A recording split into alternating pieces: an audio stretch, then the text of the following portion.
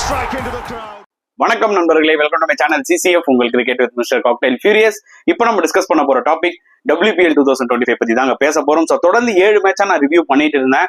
Unfortunately வந்து பாத்தீங்கன்னா ஒரு பக்கம் சாம்பியன்ஸ் ட்ராஃபி பயங்கர விறுவிறுப்பா போயிட்டு இருந்தது.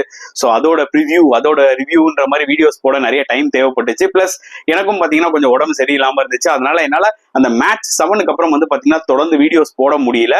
Unfortunately I'm very sorry about that. But I am back to form now. So அதனால வந்து பாத்தீங்கன்னா WPL நான் கண்டினியூ பண்ண போறேன். ஸோ அந்த விட்ட அந்த 5 மேட்சை பத்தி தான் வந்து பாத்தீங்கன்னா இந்த ஒரு வீடியோல நம்ம டீடைலா டிஸ்கஸ் பண்ண போறோம்.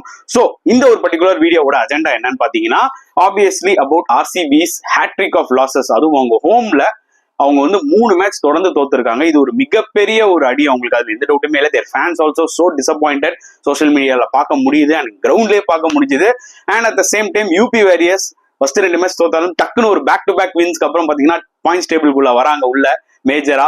ஸோ அவங்களோட டக்குன்னு வளர்ச்சி அதை பத்தியும் நம்ம பேச போறோம். Plus at the same time இன்னொரு பக்கம் மும்பை இந்தியன்ஸ் அவங்க வந்து பாத்தீங்கன்னா அவங்க கெத்த பயங்கரமா காமிக்கிறாங்க. இனிஷியலா கொஞ்சம் மாதிரி ஸ்லோவா ஸ்டார்ட் பண்ணிருப்பாங்க டோர்னமெண்ட்டை. ஆனா இப்போ வந்து பாத்தீங்கன்னா பாயிண்ட்ஸ் டேபிள்ல நம்பர் 1ல இருக்காங்க. At the same time Delhi Capitals அவங்களும் ஸ்ட்ராங்கா இருக்காங்க. ஈவன் தான் நடுவில் ஒரு மேட்ச் தோத்தாலுமே அவங்களும் 6 பாயிண்ட்ஸோட பாயிண்ட்ஸ் டேபிள்ல நம்பர் 2ல இருக்காங்க. அதுல எந்த டவுட்டுமே இல்லை. பட் டெஃபினட்டா RCB will be so disappointed. Gujarat giants கூட வந்து பாத்தீங்கன்னா ஒரு மாதிரி இக்கட்டான நிலைமையில நடந்தாங்க. பட் லாஸ்ட் மேட்ச் வின் பண்ணி வந்து பாத்தீங்கன்னா அவங்களும் 4 பாயிண்ட்ஸ்க்கு போயிட்டாங்க. ஸோ பாயிண்ட்ஸ் டேபிள் ஓவராலா பார்க்கும் போதுல இந்த வருஷம் WPL 2025 டஃபா தான்டா இருக்க போது. லாஸ்ட் 2 வருஷம் மாதிரி கிடையாது. டாப் 2ல யார் வந்து இறங்குவா அண்ட் நம்பர் 3ல வந்து யார் வருவான்றதெல்லாம் வந்து பாத்தீங்கன்னா இப்போதைக்கு நம்மளால ஜட்ஜ் பண்ணவே முடியாது. புரியுதா உங்களுக்கு? ஸோ டீடைல்டா டிஸ்கஸ் பண்ணலாம். ஸோ முதல்ல வந்து பாத்தீங்கன்னா I will be discussing about RCBயோட இந்த ஹேட்ரிக் ஆஃப் லாசஸ்ங்க. ஸோ நல்லா ஞாபகம் வச்சுக்கோங்க, வதோதரால ஃபர்ஸ்ட் ரவுண்ட் நடக்கும்போது அதுல வந்து 2 மேட்சுமே வின் பண்ணிட்டாங்க கன்வின்சிங்கா. அதாவது RCB வின் பண்ண விதத்தை பார்க்கும் போதுல அந்த ஒரு டிஃபெண்டிங் சாம்பியன்ஸ் காமிச்சிருக்காங்க. பாரு, ரிச்சா கோஷ் வந்து 6 அடிச்சு கேம் வின் பண்ணி கொடுக்கறதா இருக்கட்டும், அடுத்த மேட்ச் டாமினேட் பண்றதா இருக்கட்டும், ஸ்மிருதி மந்தனா, எலிஸ் பெரி எல்லாருமே காம்பினேஷன் ஆஃப் ஆல் எல்லாருமே பெர்ஃபார்ம் பண்ணாங்க. அன்பார்ச்சுனேட்லி அவங்க ஹோம்குள்ள வந்தாங்க. ஓகேங்களா, நெக்ஸ்ட் ரவுண்ட் வந்து பெங்களூர்ல நடக்குது. ஆனா எக்ஸ்பெக்டேஷன்ஸ் அதிகமா இருக்கு. ஏன்னா வதோதராடே 2 மேட்ச் RCB வின் பண்ணிட்டாங்களா, அவங்க ஹோம்ல எந்த அளவுக்கு பெர்ஃபார்ம் பண்ணுவாங்கன்ற எக்ஸ்பெக்டேஷன்ஸ் ஜாஸ்தி இருந்தது. பட் அன்பார்ச்சுனேட்லி வந்தோடனே ஃபர்ஸ்ட் மேட்சே அடி. அது வந்து பாத்தீங்கன்னா அகைன்ஸ்ட் மும்பை இந்தியன்ஸ். அதோட வீடியோ நான் ஆல்ரெடி ரிவ்யூ போட்டிருக்கேன். 167 அடிச்சாங்க RCB and thrilling match. Last 2 balls 2 இருக்கும் போச்சு. ஏன்னா லாஸ்ட் 12 balls 22 இருக்கும்போது அமன்ஜித் கௌர் 2 6 விடுவாங்க. கனிகா அஹூஜாவா கேமே அங்கதான் மாறும். அப்புறம் 2 balls 2 இருக்கும்போது கமலினி ஒரு 4 அடிச்சு மும்பைக்கு வின் பண்ணி கொடுப்பாங்க. பட் அந்த லாஸை நம்ம அக்செப்ட் பண்ணிக்கலாம். ஏன்னா நீங்க எல்லா மேட்சுமே வின் பண்ண முடியாது. ஒரு லீக் விளையாடுறீங்கன்னா எல்லா மேட்சும் வின் பண்ண முடியாது.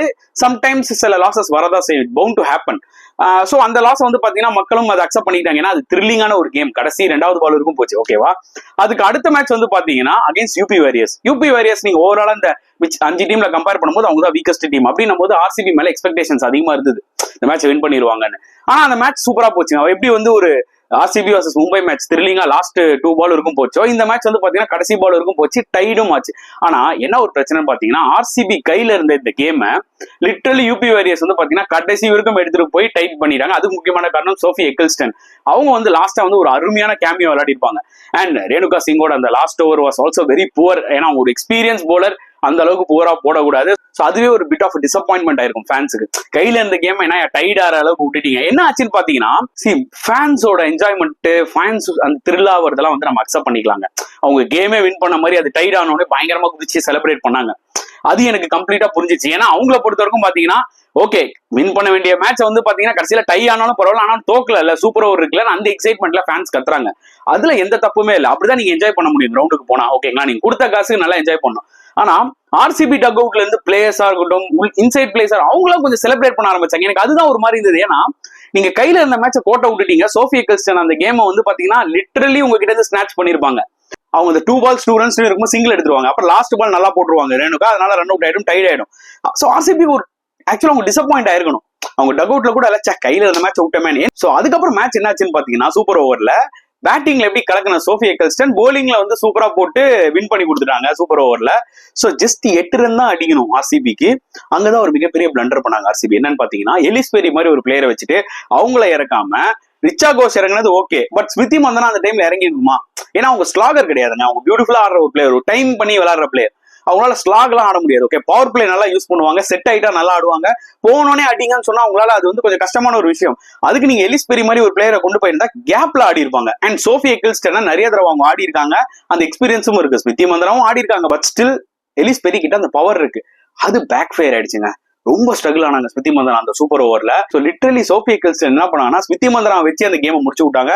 அண்ட் ஆர்சிபி ஃபேன்ஸ் நிஜமாவே ரொம்ப அன்ஹாப்பியா இருந்தாங்க. அது தெரிஞ்ச விஷயம் தான். அவங்க வின் பண்றவருக்கு தான் வந்து பாத்தீங்கன்னா அவங்க அந்த லாயல்ட்டி அதெல்லாம் பயங்கரமா பேசுவாங்க. மேட்சஸ் தோக்க வந்து பாத்தீங்கன்னா ஜென்ரல் நான் சொல்றது எல்லா ஆர்சிபி ஃபேன்ஸும் இல்ல, அதாவது முக்காவாசி தற்கூரியான ஒரு ஆர்சிபி ஃபேன்ஸ் அவங்க என்ன பண்ணுவாங்க, அவங்க டீம் ஆட்களே வந்து பாத்தீங்கன்னா ட்ரோல் பண்ண ஆரம்பிச்சிருவாங்க, கேவலமா பேச ஆரம்பிச்சிருவாங்க. இது தினேஷ் கார்த்திக் கூட ஒரு வீடியோல சொல்லியிருப்பாரு, அஸ்வினோட ஒரு வீடியோல. அதுதான் இந்த ஒரு பர்டிகுலர் பிரான்சைசி கிட்ட பிரச்சனை. ஒன்னே அசிங்கமா திட்டுவானுடா அவனுக்கு, நீ தோக்க ஆரம்பிச்சுனா கண்டினியூஸான்றதுதான். சோ அந்த மாதிரி ஒரு ப்ரெஷர் வர ஆரம்பிச்சிருச்சு. சோ அதனால பேக் டு பேக் லாசஸ் கொஞ்சம் டிசப்பாயிண்ட் ஆயிருக்காங்க. ஹோம்ல வேற தோத்துட்டோன்னு. அடுத்த லாஸ்ட் மேட்ச் இப்ப லாஸ்டா நடந்தது பாத்தீங்கன்னா against Gujarat Giants. So at least fans மத்தியில வந்து அட்லீஸ்ட் ஒரு மேட்சாவது வின் பண்ணுவாங்களா ஒரு நம்பிக்கையோட இருக்கும். ஒன்ஸ் அகைன் ஃபுல் கிரௌட் 3 மேட்சுமே ஆர்சிபிக்கு வந்து பாத்தீங்கன்னா எப்படி ஒரு ஐபிஎல் பாக்குறோமோ அந்த மாதிரி ஒரு ஃபுல் கிரௌட் வந்து சப்போர்ட் பண்ணாங்க. பட் அன்பார்ச்சுனேட்லி இந்த ஓவரால் 4 மேட்ச் எடுத்துக்கிட்டீங்கன்னா அட்லீஸ்ட் ஆர்சிபி 2 மேட்ச் வின் பண்ணாங்க. அடுத்த 2 மேட்ச் கடைசி பால் வரைக்கும் ஃபைட் பண்ணாங்க. ஆனா இந்த மேட்ச்ல அவங்களோட ஒஸ்ட் கேம் காமிச்சாங்கன்னு சொல்ல முடியும். ஜஸ்ட் ஒரு 124 122 தான் அடிச்சிருக்காங்க. So it's not going to help தெம்ல. One of the poor game தான் அவங்க பெர்ஃபார்ம் பண்ணாங்க. எலிஸ்பெரி அடிக்கலனா இந்த டீம் ஸ்ட்ரகிள் ஆகுன்ற மாதிரி தோணுது. ஏன்னா நீங்க லாஸ்டா 3-4 மேட்ச் எடுத்து பாருங்க, எலிஸ்பெரி கண்டினியூஸா 50 போட்டிருப்பாங்க. அவங்க தான் மேஜரா ஹெல்ப்பே பண்ணிருப்பாங்க இந்த டீமுக்கு. சோ அவங்க அடிக்கலன்னு ஸ்கோர் பெருசா வரல. அண்ட் குஜராத் ஜெயின்ஸ் வந்து பாத்தீங்கன்னா இதான் சான்ஸ்னு நல்ல ரன் ரேட்டை 6 விக்கெட் வித்தியாசத்துல வின் பண்ணிட்டாங்க. And super knock from Ashley corner ஒரு 50 போட்டாங்க. அவங்க இந்த சீசன் வந்து ட்ரெமண்டஸா பெர்ஃபார்ம் பண்றாங்க, அதுல எந்த டவுட்டுமே கிடையாது. So RCB fans as well as RCB team will be so disappointed. They have to give a bounce back. என்னதான் அவங்க வந்து 3 ஹேட்ரிக் லாசஸ் இருந்தா கூட அவங்க 3rd பொசிஷன்ல இருக்காங்க. ஆனா மிச்சம் இருக்கிற 2 டீமும் பாத்தீங்கன்னா அவங்களும் 4 பாயிண்ட்ஸ்ல தான் இருக்காங்க. என்ன இவங்க கொஞ்சம் பெட்டர் ரன் ரேட் வச்சிருக்காங்க ஆர்சிபி, அவ்வளவுதான் டிஃபரன்ஸ். அதே மாதிரி டாப் 2ல வந்து பாத்தீங்கன்னா மும்பையும் டெல்லி கேபிட்டல்ஸும் 6 பாயிண்ட்ஸ் வச்சிருக்காங்க. பாயிண்ட்ஸ் டிஃபரன்ஸ் வந்து பாத்தீங்கன்னா 2 தான். ஓகே, ஒரு மேட்ச் டிஃபரன்ஸ் தான். ஒரு மேட்ச் வின் பண்ணாங்கன்னா ஒரு டீம் டக்குன்னு 6 பாயிண்ட்ஸ் வந்துருவாங்க. சோ இனிமேட் வர போற மேட்சஸ் எல்லாமே ரொம்ப ரொம்ப குரூஷியலா அமைய போகுது. இனிமேட் வர மேட்சஸ் யாரெல்லாம் வின் பண்றாங்களோ டேபிள் அப்படியே லேடர் மாதிரி ஏறிக்கிட்டே போவாங்கன்னு நான் கண்டிப்பா சொல்லுவேன். சோ நெக்ஸ்ட் வந்து பாத்தீங்கன்னா யூபி வாரியர்ஸ், அவங்களோட அந்த பேக் டு பேக் வின் வந்து ரொம்ப குரூஷியலா அமைஞ்சது இந்த டோர்னமெண்ட்ல. ஏன்னா ஃபர்ஸ்ட் 2 மேட்ச் தோத்துறாங்க. ஓகே, அண்ட் அடுத்த 2 மேட்ச் வின் பண்ணிட்டாங்க. அது ரொம்ப குரூஷியலா வந்து யூபி வாரியர்ஸ் அமைஞ்சது. சோ 3rd மேட்ச் அவங்க வின் பண்ண முழு காரணம் வந்து ஷெனில் ஹென்றி தாங்க ஃப்ரம் வெஸ்ட் இண்டீஸ். நல்லா வச்சுக்கோங்க, இவங்களை கரெக்டான ஒரு ரீப்ளேஸ்மெண்டா உள்ள எடுத்துட்டு வந்தாங்க. அவங்க வந்து லிட்டரலி 23 பால் 62 ரன்ஸ். ஒரு உமன்ஸ் கிரிக்கெட்ல எப்படி டாட் இன் நம்ம கிறிஸ் கேல்னு சொல்றோமோ, இப்ப லேட்டஸ்ட் கிறிஸ் கேல் யாருன்னு பாத்தீங்கன்னா ஷெனில் ஹென்றி தான். அவங்க ஒரு 23 பால் 62 அடிச்சிருப்பாங்க. சமனாக் அதனால 177 அடிக்க முடிஞ்சிருக்கும். டெல்லி கேபிட்டல்ஸோட அந்த விக்டரி அகைன்ஸ்ட் டெல்லி கேபிட்டல்ஸ் ரொம்ப குரூஷியலா அமைஞ்சது 33 ரன்ஸ் வித்தியாசத்துல. திருப்பி வந்து ஆர்சிபி வந்து பாத்தீங்கன்னா அந்த ஒரு சூப்பர் ஓவர்ல வின் பண்ணாங்க. அதுக்கு முக்கியமான காரணம் சோஃபி எக்கல்ஸ்டன். சோ 2 பெரிய டீம் அடிச்சோன்னே அவங்களுக்கு கான்பிடன்ஸ் வந்துச்சு. பட் அன்பார்ச்சுனேட்லி அடுத்த மேட்ச் வந்து பாத்தீங்கன்னா அவங்க வந்து தோத்துட்டாங்கன்னு வச்சுக்கோங்க மும்பை இந்தியன்ஸோட. ஏன்னா மும்பை இந்தியன்ஸ் கொஞ்சம் ஸ்ட்ராங்கா செமையா விளையாடிட்டு இருக்காங்க ரீசென்ட் மேட்சஸ்ல. சோ அதனால சம்டைம்ஸ் இந்த லாஸ் மைட் ஹேப்பன், அதுல எதுவும் நம்ம சொல்ல முடியாது. பட் அந்த பேக் டு பேக் வின்ஸ் என்னாச்சுன்னு பாத்தீங்கன்னா உங்களுக்கு ஒரு பிலீஃபை கொடுத்துருக்கு. ஏன்னா இப்ப கீழே இருக்கிற 3 டீம் 4 பாயிண்டோட இருக்காங்க. இன்னொரு மேட்ச் வின் பண்ணா டக்குன்னு பாயிண்ட்ஸ் டேபிள்ல லேடர்ல ஏறலாம். சோ அதனால UP warriors will be very happy with that back to back wins. And Gujarat Giants they too had a very bad tournament. அதாவது ஒரு மேட்ச் தான் நடுவுல வின் பண்ணாங்க. ஓகேங்களா, அவங்களும் செம்ம அடி. சடனா பாத்தீங்கன்னா இப்ப நேத்து வந்து ஆர்சிபியோட டக்குன்னு அந்த ஒரு மேட்ச் வின் பண்ணோன்னே அவங்களும் ஒரு 4 பாயிண்ட்ஸோட நின்னுட்டாங்க.